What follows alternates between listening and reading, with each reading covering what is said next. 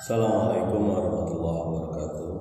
Alhamdulillah, alhamdulillahilladzi hadana li hadza wa ma kunna linahtadiya laula an hadana Allah. Asyhadu an la ilaha illallah wa asyhadu anna Muhammadan abduhu wa rasuluhu la nabiyya ba'dah. Allahumma shalli wa sallim wa barik ala sayyidina Muhammadin wa ala alihi wa sahbihi ajma'in. Amma ba'd. Ayuhan nas ittaqullaha haitsu ma kunta wa atbi'is sayyi'atal hasanata tamhuha. Sadaqallah sadaqar rasul karim. Alhamdulillahirabbil alamin. Jemaah kampung takwa kaum muslimin rahimakumullah dimanapun Anda berada. Mari kita lanjutkan masih di surat Ar-Rum ayat-ayat awal ya. Kemarin kita sudah sampaikan bahwa janji Allah atau ketentuan dari Allah atau berita yang disampaikan oleh Nabi dari Allah Subhanahu wa taala itu pasti benar dan Allah tidak menyalahi janjinya. Terbukti bahwa Romawi pun memenangkan peperangan terhadap Persia yang disampaikan oleh Nabi SAW bertahun-tahun sebelum kemenangan itu terjadi.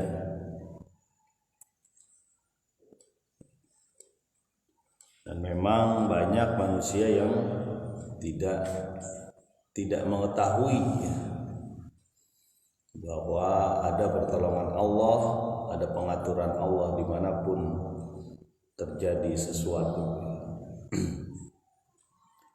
Mari kita lanjutkan di ayat yang ke-7 surat Ar-Rum, ayat yang ke-7. Surat ke-30 ayat ke-7. Bismillahirrahmanirrahim. Ya'lamuna zahiran minal hayatid dunya wa hum 'anil akhirati hum ghafilun. Mereka hanya mengetahui yang tampak dari kehidupan dunia dan terhadap akhirat mereka lalai. Ayat ini menegaskan bahwa orang-orang itu hanya mengetahui apa aja yang kelihatan, yang nampak di dunia, tidak tahu masalah hakikatnya. Sebagian saja yang mengetahui, ya terutama kaum mukminin, dia mengetahui hakikat dari satu peristiwa. Ya.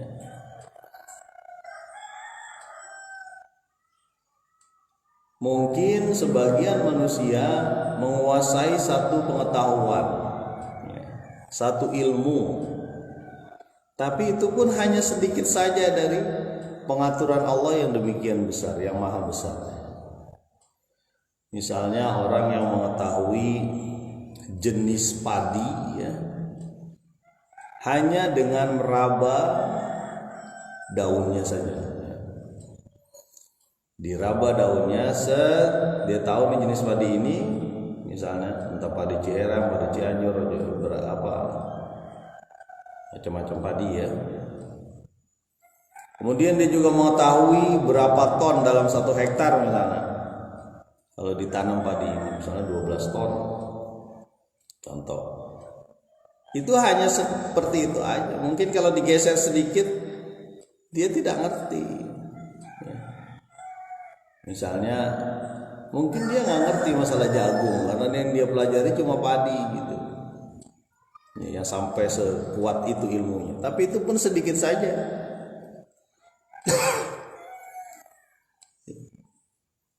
Allah yang mengetahui segalanya. Jadi midada kalimati Rabbi. Jadi ada satu ayat atau surat ayat yang menyatakan bahwa kalau kita menulis pengetahuan tentang Allah atau nikmat yang Allah berikan, tidak bisa itu. Ketika pohon menjadi pena, kemudian air laut itu menjadi tintanya itu kita tulis tuh berbagai nikmat Allah tuh nggak bisa, nggak sanggup ya. Itu pun pengetahuan Allah. Ya. Gimana enggak manusia itu mengetahui bahwa Pluto adalah bukan planet, itu baru belakangan ini aja. Ya.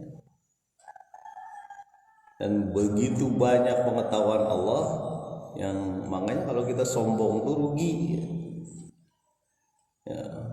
Digelar profesor misalnya ya, tapi dia tidak mau beriman kepada Allah, merasa nyaman dengan kehidupan. Ini kan yang terjadi pada orang-orang kafir Quraisy pada saat itu, merasa dirinya lebih tinggi dari kaum muslimin. Apalagi kaum muslimin yang awal-awal itu hanya sedikit saja orang-orang yang tinggi kedudukannya, banyakannya orang-orang lemah, rendah. Ya. Nah, peristiwa pembuktian sabda Nabi bahwa Rum ini akan menang itu sebenarnya menjatuhkan mental Quraisy ya, waktu itu ya. Bahwa yang sudah disebutkan oleh Muhammad ya, 9 tahun yang lalu nyata sekarang. Ya. Dan selama 9 tahun kurang lebih mereka senang gara-gara Persia menang terhadap Rum. Ya. Itu kan yang nampak di mata mereka. Makanya Allah menyebutkan ya'lamuna zahiran minal hayatid dunya. Mereka hanya mengetahui yang nampak aja dalam kehidupan dunia. Ya. Coba kita perhatikan ya, pada saat itu masyarakat sama ya dari dulu sampai sekarang juga memperhatikan keadaan sekeliling. Ya. Jangan sampai kita juga salah nih. Kadang-kadang kita sudah punya teknologi multimedia, ya, ada berita yang datang ke kita tiap hari, tapi kita cuek, acuh gitu. Padahal pertarungan antara kebatilan ya, dengan kebenaran yang hak, antara kezoliman ya, dengan ketaatan, itu terus berlangsung hingga hari ini. Kita nyaman-nyaman aja di sini. Ada orang yang berjuang ya, di jalan Allah. Ada yang menuntut ilmu. Ya. Ada yang mengabarkan tentang Islam di pedalaman, jauh di tengah-tengah hutan. Ya. Misalnya ya, ada suku-suku dalam. Ya. Jadi pertarungan itu tetap berlanjut hingga sekarang. Ya. Wahum 'anil akhirati hum ghafilun, dan mereka terhadap akhirat lalai. Siapa? Itu orang-orang yang terpesona dengan dunia. Dia taunya di dunia aja gitu. Ya, dalam pandangan dunia saja. Ya, seperti yang sempat saya sampaikan bahwa ada seorang bayi yang berbicara ketika ibunya mengatakan jadikanlah anakku seperti dia. Bayinya itu ngomong, ya Allah jangan jadikan aku seperti dia. Karena ternyata yang tampak di pandangan ibunya ini adalah orang gagah, orang hebat ya. Mungkin berkendaraan bagus waktu itu. Ya, sementara ada orang mungkin wanita lemah dan sebagainya dituduh mencuri dan sebagainya. Ya, diarak lah kira-kira begitu. Ibunya ngomong, ya Allah jangan jadikan aku seperti bayiku seperti dia. Kalau bayi itu bilang gitu. Dilepas nenek ibunya, dia bilang bahwa ya Allah jadikan aku seperti dia. Ternyata orang ini dituduh mencuri. Ya kan banyak kasus kayak gitu ya. Sama orang-orang kecil lemah. Ya. Sama orang-orang kecil dia keras gitu ya. Sementara orang-orang yang menghar, orang-orang yang terhormat, ya, hukum jadi memble gitu, jadi loyo. Ya. Coba aja tuh lihat tuh nggak tahu masih begitu apa enggak. Penjara orang-orang hebat itu kayak hotel gitu ya. Benar atau tidak saya belum pernah masuk sih, jadi mungkin kalau saya sudah pernah masuk saya akan kabarkan juga itu bahwa penjara orang-orang yang berpengaruh itu nggak kayak penjara gitu. Tajamnya ke bawah, tumpulnya ke atas. Wahum anil akhirati hum ghafilun, mereka itu lalai terhadap kehidupan akhirat, jadi nggak ngerti. Nah, umat mukmin orang yang beriman tahu itu. Jadi memahami peristiwa ada dampaknya nanti di akhirat itu. Makanya saya sering bilang orang mukmin itu tahu timbangan kehidupan. Ya. Dia tahu bahwa ini bakal memberatkan dia atau meringankan dia di hadapan Allah itu. Makanya kita perlu tanya tuh, ada suatu kejadian atau suatu kegiatan, kita tahu nih ini memberatkan kita atau meringankan kita di akhirat nanti. Ada timbangannya. Ya. Bagi orang-orang musyrik, bagi orang-orang yang ingkar, bagi orang-orang kafir, itu nggak peduli dia. Yang penting dia tahu di dunia dia senang, gitu ya. Padahal kata Allah, mata dunia itu adalah ya kesenangan sesaat saja ya. Ya. Lahu itu apa? Lahu sesuatu yang sia-sia aja kalau dia tidak dikaitkan dengan akhir. Mari kita lanjutkan di ayat 8 surat Ar-Rum,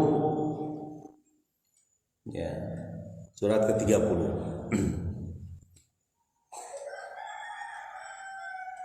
Awalam yatafakkaru fi anfusihim ma khalaqallahu as-samawati wal arda wa ma bainahuma illa bil haqqi wa ajalin musamma wa inna katsiran minan nasi bi liqa'i rabbihim lakafirun. Apakah mereka tidak memikirkan bagaimana kejadian mereka dalam dirinya? Tidaklah Allah menciptakan langit dan bumi dan apa yang diantara keduanya kecuali dengan kebenaran dan waktu yang sudah ditentukan. Dan sesungguhnya sebagian besar manusia terhadap pertemuan dengan Tuhannya mereka begitu ingkar, sangat ingkar. Ini diingatkan lagi sama Allah oleh Allah Subhanahu wa taala bagaimana kita manusia ini diciptakan, dilahirkan. Mestinya kita ingat itu. Ya.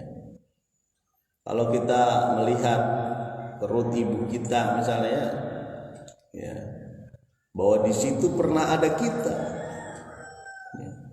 Pernah ada makhluk yang lemah yang tidak bisa apapun kecuali atas kasih sayang ibu.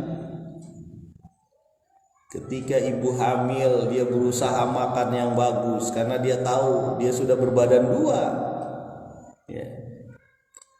Dan tidak ada yang pernah meletakkan bayi di rahim. Ya.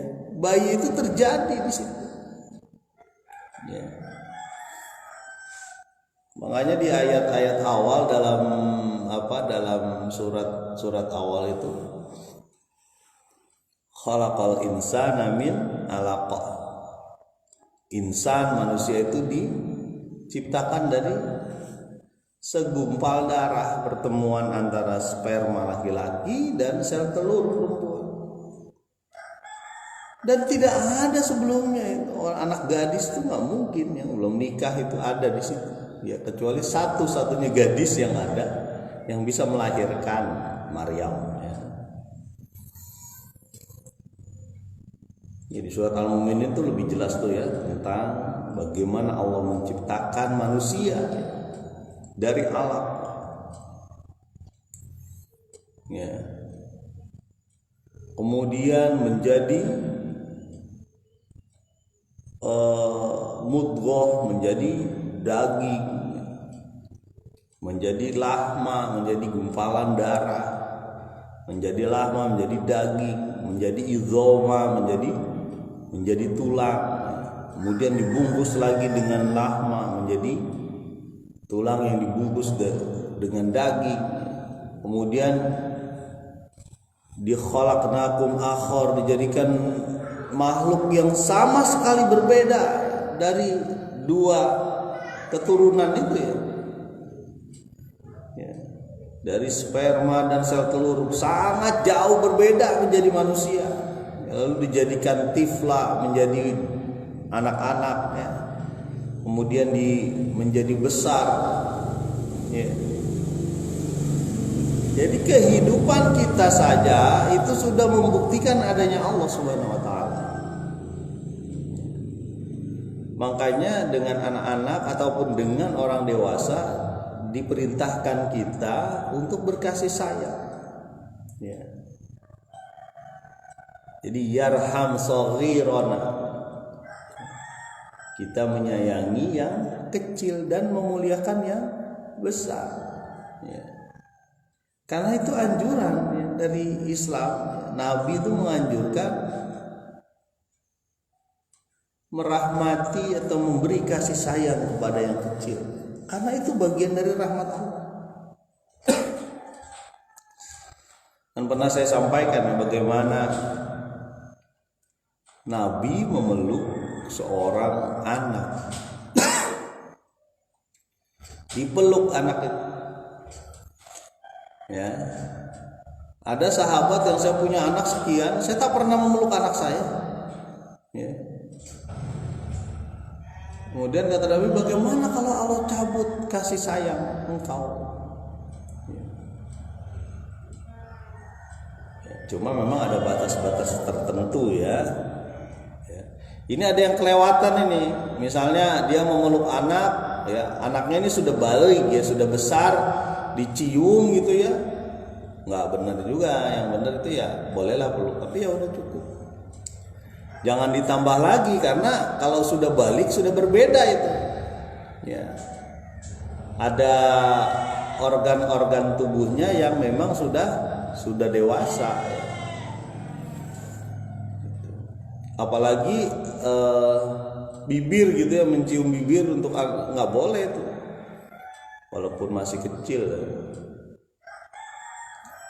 ya. Namanya kasih sayang tetap kita tunjukkan ya, walaupun banyak cara-cara lain ya.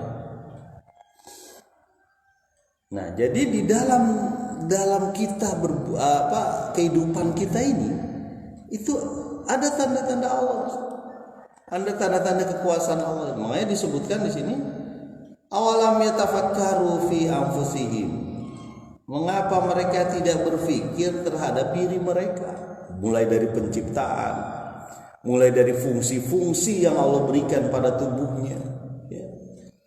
Lidah misalnya, lidah itu ternyata kuncup lidah itu mempunyai kekuatan puluhan ribu rasa.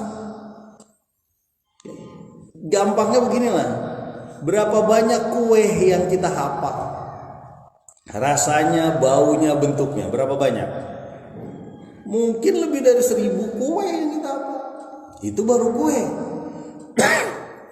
Baik kue tradisional atau kue modern ya. Sekarang lagi banyak kue nih di rumah masing-masing ya. Kue kaleng jenisnya macam-macam. Ada biskuit, ada macam-macam. Kue tradisional juga banyak-banyak. Di Bogor itu ada kue ali, ya, seblok, apa namanya, wajik. Kita tahu kan rasanya, kita tahu di sini. Kalau wajik itu rasa terasi, pasti dibuang orang. Pas dimakan wajik kayaknya enak nih. Rasanya terasi. Aduh, ini siapa yang naruh terasi di wajik? Nah, rasanya kan kelihatan. Dari satu lidah saja, walisanan wasyafatai. Dan Allah menciptakan lisan dan 2 bibir. Ya. Di lisan itu sebagai rasa ya, pengecap rasa, indera perasa. Juga yang kedua adalah membantu mengunyah makanan kan. Lidah itu kan rasa, mengunyah makanan, satu lagi ini melancarkan bicara kan. 3. Jadi lidah yang tak bertulang ini itu fungsinya luar biasa. Mestinya kita berpikir, Ya, ada orang yang cacat lidahnya pendek mungkin. Dia agak susah ngomong kayak gini, dia agak susah. Ya. Kemudian lidah juga berperan apa? Menggoyang makanan ke kanan ke kiri ya gitu. Ketika daging sebelah sini daging ini, belakang geraham. Nah, memakan pisang dipotong di depan, namanya gigi seri, gigi seri. Fungsinya memotong. Gitu ya. Kemudian ada gigi taring kalau kita ya, mencabik. Gigi geraham di belakang, fungsinya apa? Untuk menghaluskan makanan. Dan itu yang geser ke kanan kiri itu lidah. Pak, kan ada yang langsung nelen. Iya, fungsinya berbeda lagi. Contohnya ular. Ular kan nggak perlu dirasain tuh makanan, ditelan aja pelan-pelan. Lalu sampai ke dalam, lalu dicerna. Itu baru satu fungsi tubuh kita loh, lidah. Ya. Ada contoh lain pernah saya sampaikan, kenapa Allah menciptakan dua telinga? Dulu saya pernah sampaikan di depan murid tuh. Ternyata dua telinga ini, ya saya pernah nyoba begini nih, dibikin. Jadi dua jari ini kita petikan, gitu ya. Dua jari dipetikan, tapi di belakang orang gini. Saya bilang sama murid saya, coba ada yang mau ke depan gak sini? Kita bukan sulap ya, bukan. Tapi ini adalah bagaimana Allah menciptakan dua telinga. Fungsinya apa dua telinga itu? Ya, ada seorang murid datang, kemudian kamu madep belakang. Ya, kamu tinggal menentukan arah mana yang saya jentikan jari ini. Ya. Arah kanan bawah, arah kiri bawah, atau arah atas. Ya. Tiga aja tuh. Kanan bawah sini ya ke kanan ya. Sini nih. Di sini. Kemudian arah kiri sini. Kemudian atas. Dia disuruh menghadap murid-murid, saya di belakang. Kemudian saya jentikan sebelah kiri sini.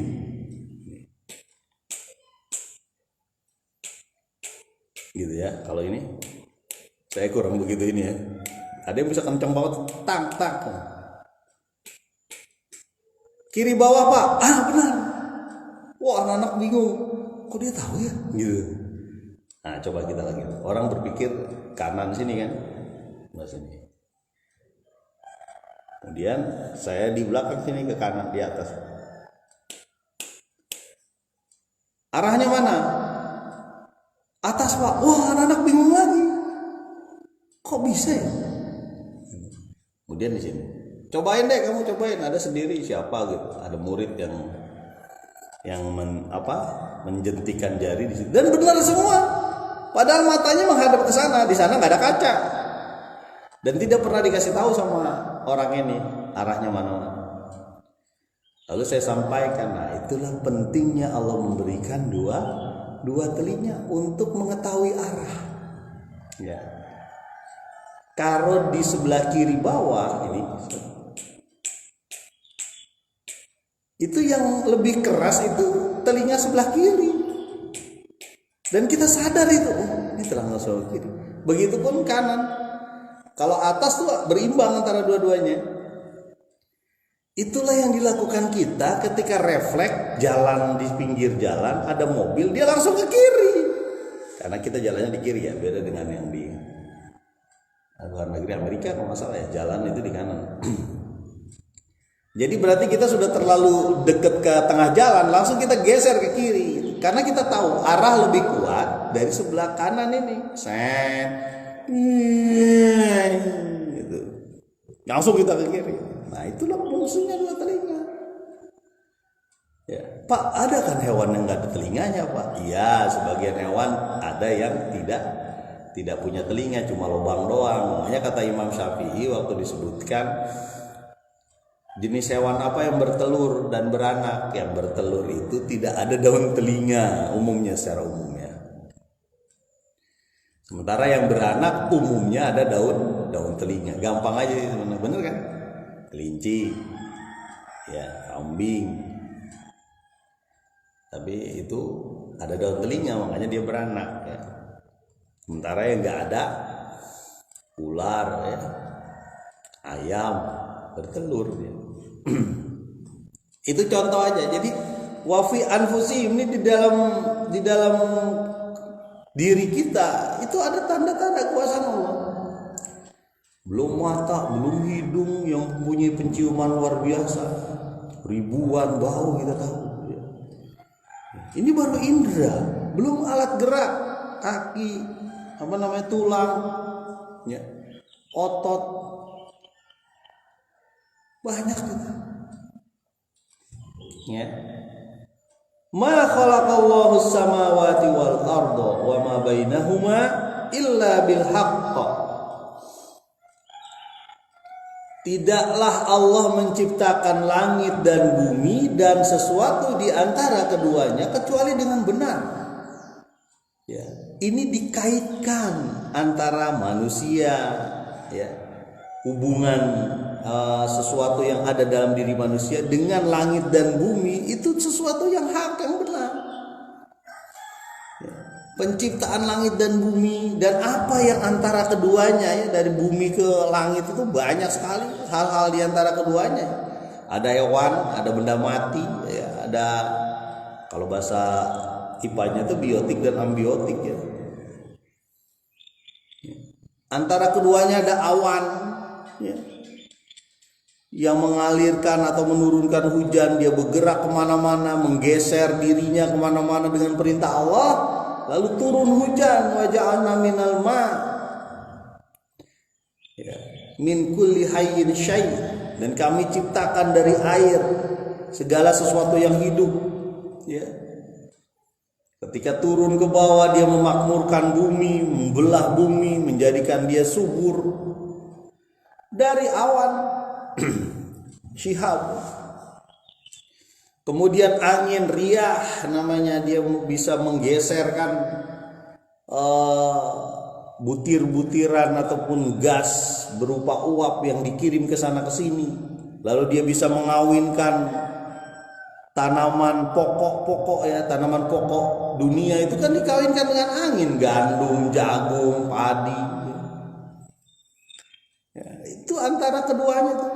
Tidaklah Allah ciptakan kecuali dengan kebenaran, dan itu menyambungkan bahwa risalah Muhammad SAW, risalah Islam ini menyatu antara dulu, sekarang, yang akan datang, termasuk menyatu dengan kehidupan dunia ini. Jadi ketika kita melihat awan, di situ ada pengaturan Allah. Kita bersama awan, kira-kira begitu. Ketika melihat sungai, itu ada pengetahuan Allah. Di situ kita bilang bahwa kita bersama sungai. Ya. Kenapa? Karena sungai itu makhluk Allah juga. Dengan pengaturan Allah dia turun dari atas sampai ke bawah. Kalau dibalik repot, air laut naik ke atas. Ya kan?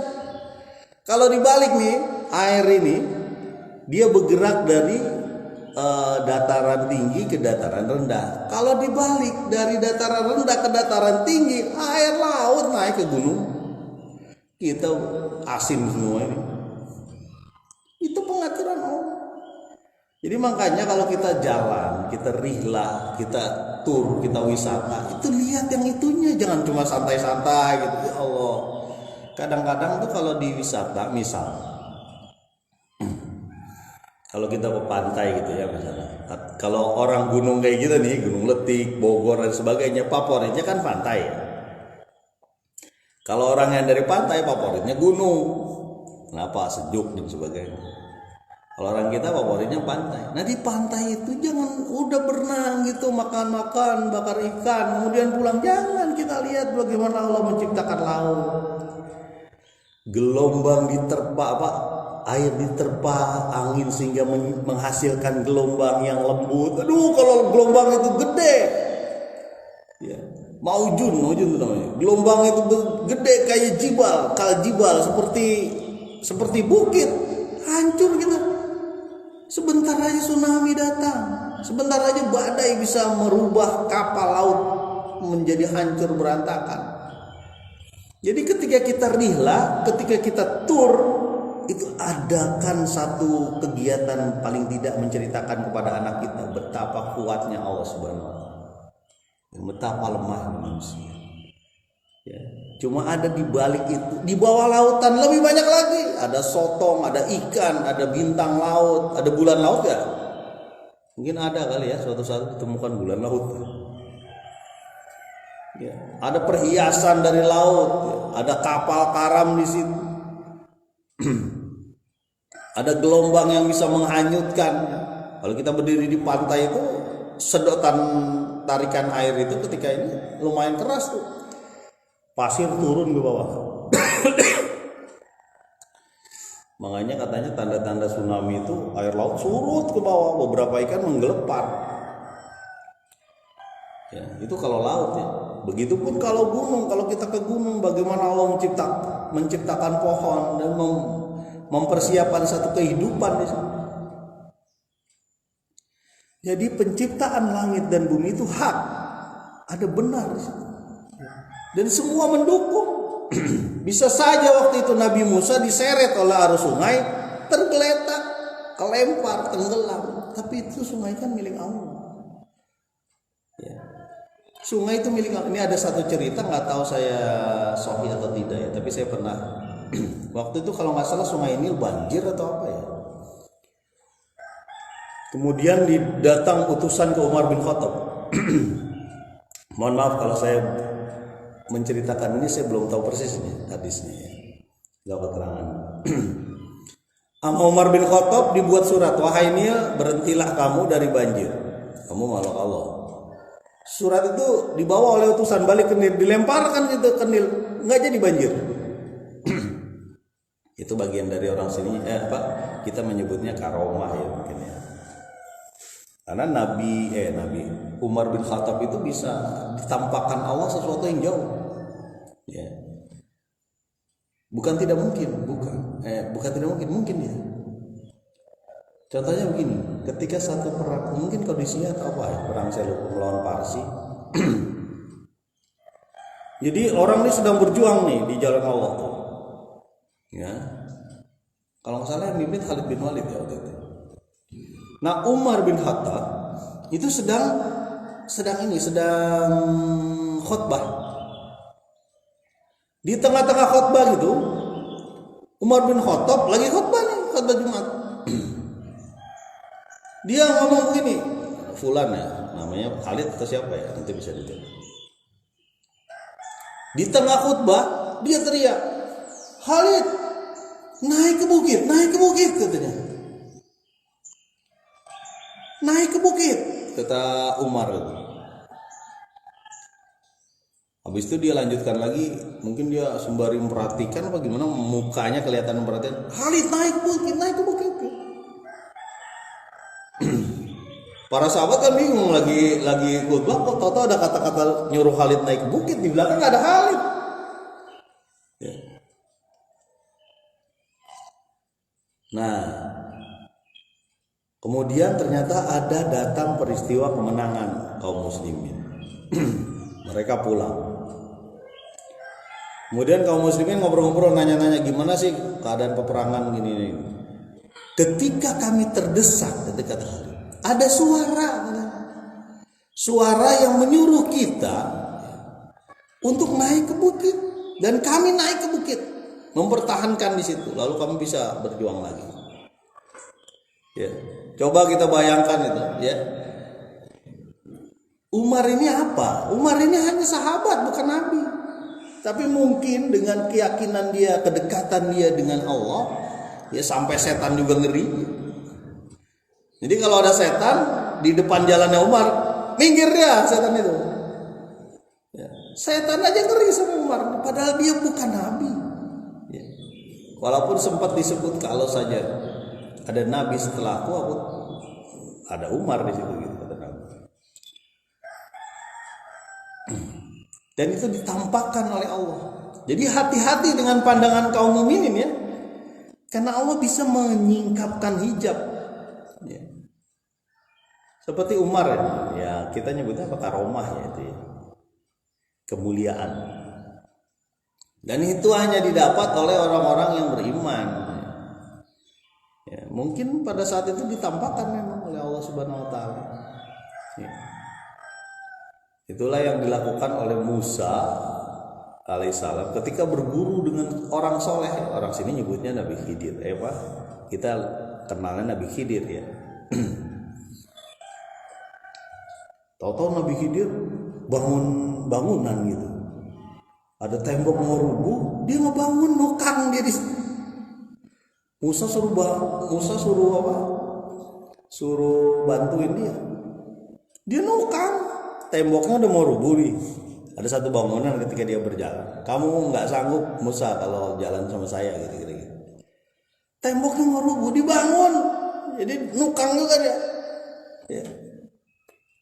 Jadi profesi tukang juga profesi mulia, profesi halal. Ya.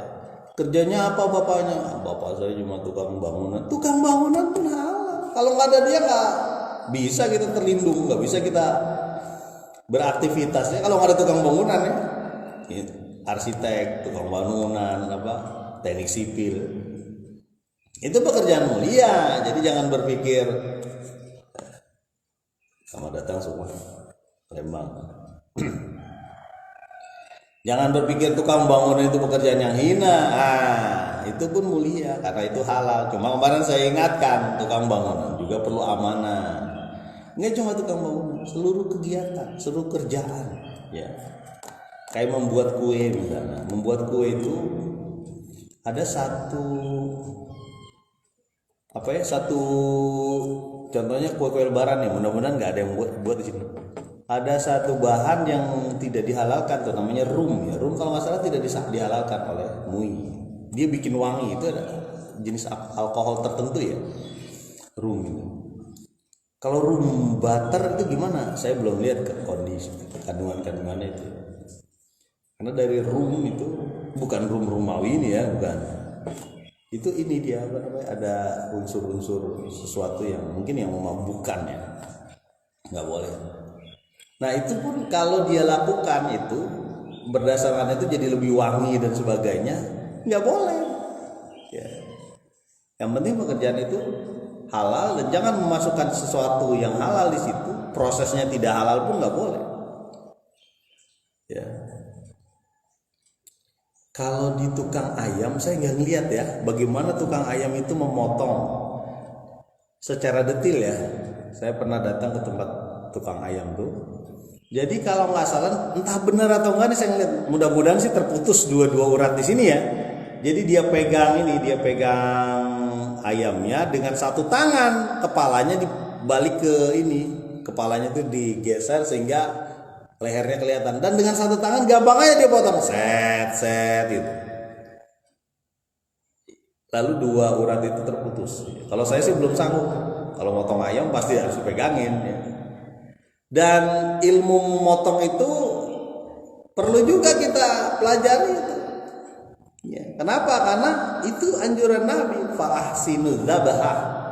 Kalau engkau idza dzabahtum, kalau engkau memotong, fa ahsinu dzabah. Kalau engkau menyembelih, kalau engkau mematikan hewan untuk kamu makan, maka sempurnakanlah pemotongan itu, ya.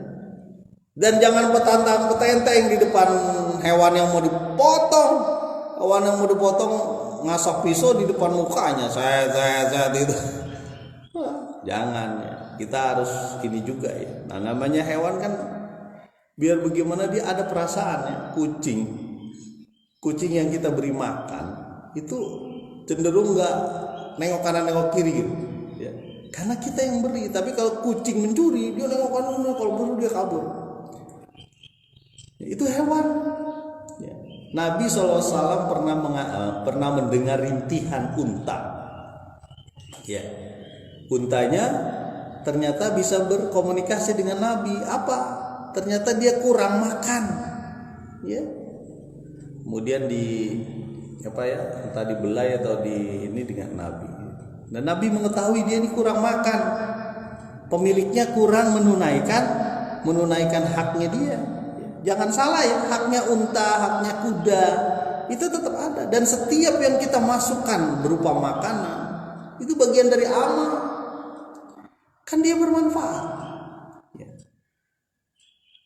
Yang kita masukkan juga yang benar ya, jangan apa aja digaras gitu. Artinya digaras itu yang halal lah ya. Kalau kita mau memberi makan hewan, termasuk memberi makan keluarga ya yang halal. Sembarangan aja kita ambil langsung kita makan, kebun orang nggak jelas, ya belum dipersilahkan udah langsung diambil. Jangan gitu. Oh lanjut lagi. Jadi diciptakan langit dan bumi dan antara keduanya bilhaq dengan benar.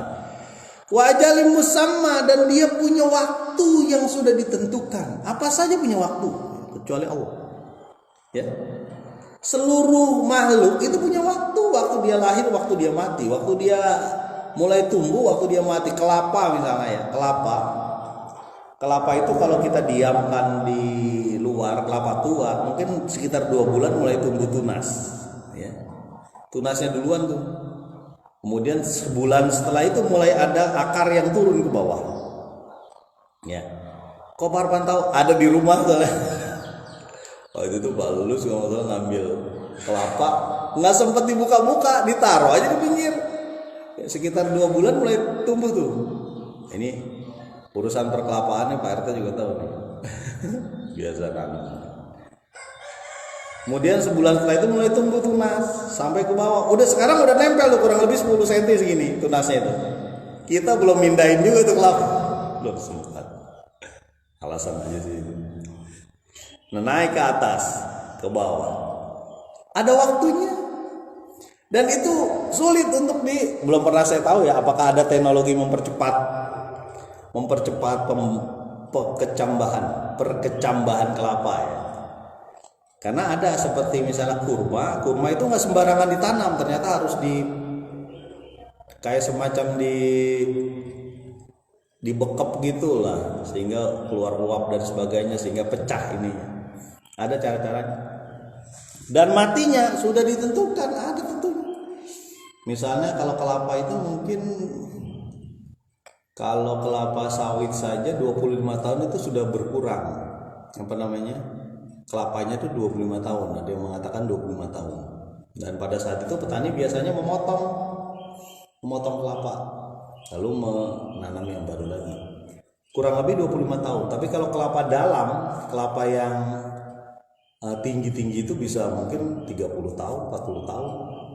Ada waktunya, nggak bisa lama-lama juga. Tapi ada gak pohon yang 1000 tahun? Ada yang bilang ada pohon yang usianya bisa 1000 tahun. Berarti jadi zaman kapan itu? Ya, pohon yang hidup. Tapi ada waktunya. Begitupun manusia. Begitupun pengaturan Allah terhadap seluruh yang disebut Nabi SAW. Ya. Ada waktunya termasuk Rom ini. Ya. Romawi bisa mengalahkan Persia. Ada waktunya, itu dalam aturan Allah. Termasuk kita juga ada waktunya. Waktu dilahirkan dan waktu kematian. Ya. Dan tidak bisa ditentukan kematian. Pak, sekarang kan ada waktu yang bisa menentukan kelahiran pakai sesar ya. Itu pun dalam kehendak Allah. Bisa saja di hari mau dia sesar, dokternya meninggal. Ya. Bisa nggak? Bisa. Sudah ditentukan Allah. Misalnya istri saya mau disesar, ini udah menjelang tanggal 17 Agustus saya biar disebut nanti namanya Agustian misalnya, atau di bulan Ramadan nanti kita nyebutnya Ramadan. Belum tentu bisa disesar hari itu ya, karena bisa saja mau disesar lampu mati misalnya kan, ada gensetnya rusak, nggak jadi disesar hari itu. Tetap dalam aturan Allah ya. Wa inna katsiran minan nasi bi liqa'i rabbihim lakafirun. Banyak orang di antara manusia dengan pertemuan dengan Allah. Liqa itu pertemuan dengan Tuhannya. Mereka sangat-sangat ingkar, enggak percaya. Ya, bahkan nantangin. Bener enggak tuh ada azab? Mana? Mau kemari tuh azab. Kalau Quraisy itu lebih parah lagi ya, Abu Jahal atau siapa yang ngomong? Kalau penjaga dia ke neraka 19 orang, saya yang 18 saya hajar, satu itu kamu keroyok dah, sampai kayak gitu ya. Maaf. Sampai dia bilang bahwa dia akan berantem sama malaikat, sampai kayak gitu, masya Allah. Hai Nuh, kamu itu kayak orang gila ya, mana bikin kapal di bukit di atas. Benar-benar kamu gila, nggak mungkin ada air naik ke bukit ini. Ya. Jadi ingat ini, jadi ingat air yang di bawah itu. Air sungai bisa naik ke atas, tambah dongeng, sampai ke atas tuh. Ya, artinya pengetahuan kita begitu lemah. Ya. Sementara Allah punya kekuatan. Orang-orang ini terhadap pertemuan dengan Allah nggak percaya, dia sangat ingkar. Ya. Diingatkan lagi para petinggi-petinggi Quraisy pada saat itu ya. Diingatkan lagi bahwa Anda akan bertemu dengan Allah, akan bertanggung jawab seluruh kegiatan Anda. Ya. Cacian Anda kepada orang yang lemah ditanggung jawabi, akan diminta pertanggungjawaban. Kemudian suruhan Anda kepada orang-orang untuk menyembah berhala itu akan dipertanggungjawabkan. Kemudian cara Anda dalam mendapatkan harta akan dipertanggungjawabkan. Kulukum ra'in wa kulukum mas'ulun ar-ra'iyati. Kamu itu semua pemimpin, kamu akan bertanggung jawab terhadap apa yang kamu pimpin. Ya. Istri bertanggung jawab terhadap kehidupan keluarganya. Ya. Kehidupan rumah tangganya, uang yang diberikan oleh suami kepada istri itu bertanggung jawab dia. Ya. Kemarin kayaknya masih seminggu yang lalu 500.000. Kok cuma 50.000 tinggal di sana? Oh ini bang, kebetulan ada si anak sulung kita ini harus bayar buat di sekolah nih, ada ini. Harganya segini bang, nah tinggal ini. Nah uang di hari Sabtu ini tinggal 50.000 bang. Oh iya, alhamdulillah. Bertanggung jawab tuh. Bertanggung jawab juga dari apa? Dari sisi harta dan anak-anaknya serta kehormatannya ketika dia ditinggal oleh suaminya kerja dan sebagainya. Ya. Begitupun suami juga punya apa?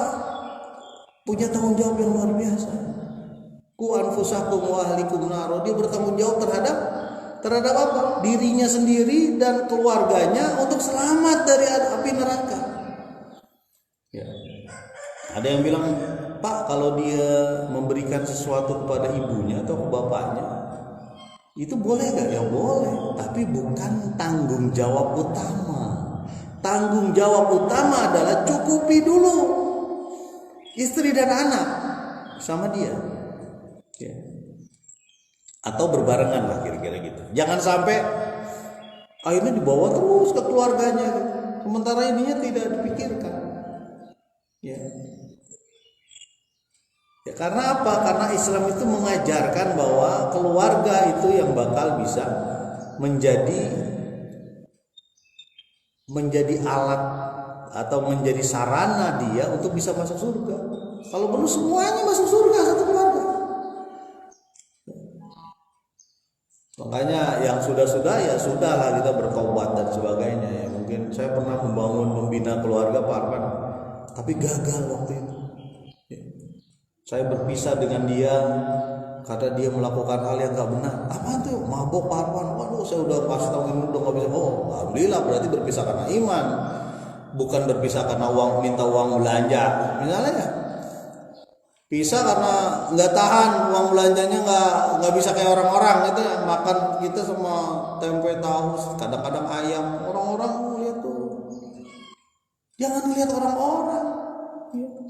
Nabi SAW itu pernah berhari-hari, bahkan pernah 2 purnama, kata salah satu sahabat, istrinya kalau salah yang bilang, itu tidak ada asap di dalam rumah Nabi. Berarti dia cuma bertahan dengan kurma dan air. Dalam 2 purnama, berarti 2 bulan nggak masak istrinya itu. Nggak ada apa-apanya gitu dibanding Nabi itu. Ya karena Nabi Barpan. Kalau kita kan manusia, kita kan bukan nabi. Tapi kita kan manusia, disuruh mengikut nabi, mau ngikut siapa? Ya.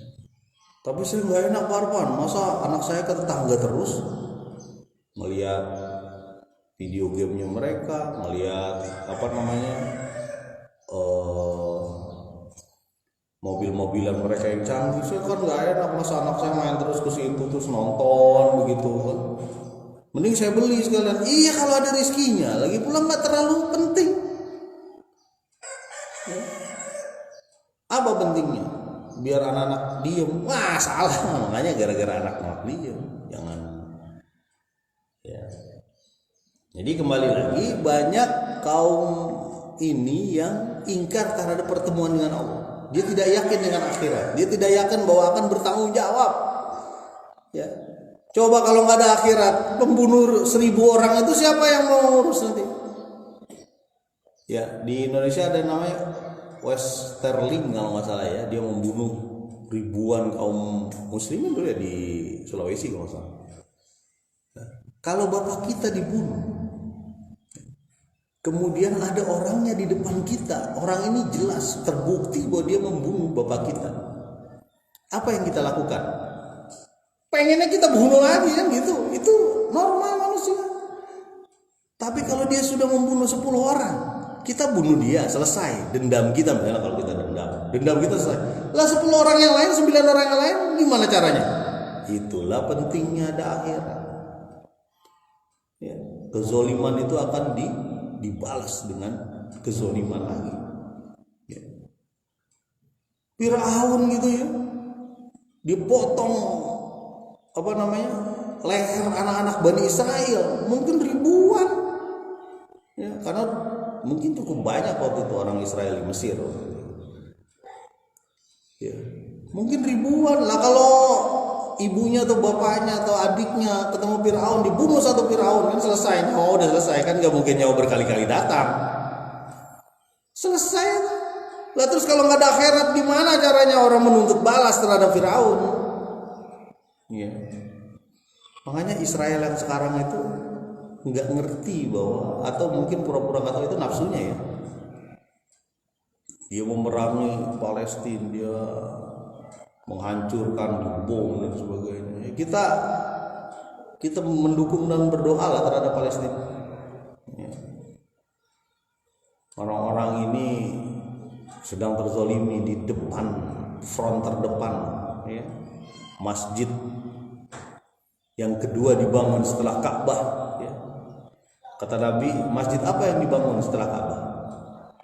Masjid yang dibangun setelah Ka'bah adalah Masjidil Aqsa, sekian puluh tahun beberapa setelah itu. Mudah-mudahan bermanfaat. Subhanakallahumma wa bihamdika asyhadu an la ilaha illa anta astaghfiruka wa atubu ilaik. Assalamualaikum warahmatullahi wabarakatuh.